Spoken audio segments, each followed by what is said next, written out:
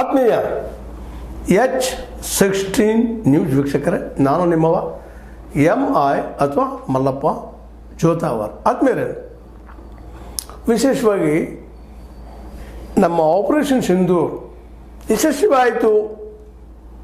ನಾವು ಪಾಕ್ ಆಕ್ಯುಪೈಡ್ ಪ್ರದೇಶವನ್ನು ಗೆದ್ದುಬಿಟ್ಟಿವಿ, POKಯನ್ನು ಅಂತ ಹೇಳುವಷ್ಟಲ್ಲ.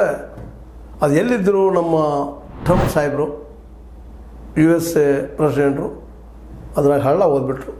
ಒಂದು ಉಪ್ಪಿನ ಹಳ್ಳ ಓದು ಗೆದ್ದೇ ತೀರಿದ್ವಿ, ಮುಗೀತು, ಏನು ಬಂದುಬಿಡ್ತು. ಯಾಕೆಂದರೆ ಆವತ್ತಿನ ರಿಪೋರ್ಟ್ಗಳು ನೋಡಿದಾಗ ಕರಾಚಿವರೆಗೆ ನಮ್ಮದು, ಲಾಹೋರ್ ನಮ್ಮದು, POK ನಮ್ಮದು, 9 ಸ್ಥಾನಗಳು ಭಯೋತ್ಪಾದಕ ಕ್ಷೇತ್ರಗಳ ಮೇಲೆ ದಾಳಿ ಮಾಡಿದ್ದು ಎಲ್ಲ ಕೇಳಿ ಇಡೀ ದೇಶದ ಜನ ಅತ್ಯಂತ ರೋಮಾಂಚನಗೊಂಡಿದ್ದು.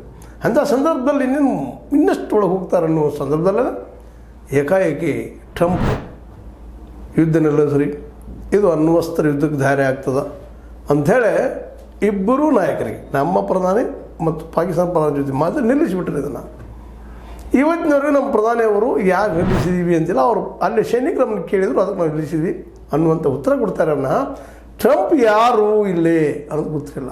ಇದರ ನಂತರದಲ್ಲಿ ಏನೋ ಡೆವಲಪ್ಮೆಂಟ್ ಆಯಿತು, ನಿಮಗೆ ಗೊತ್ತಾದ, ದಿನನಿತ್ಯ ನೋಡ್ತಾ ಇರ್ತೀರಿ.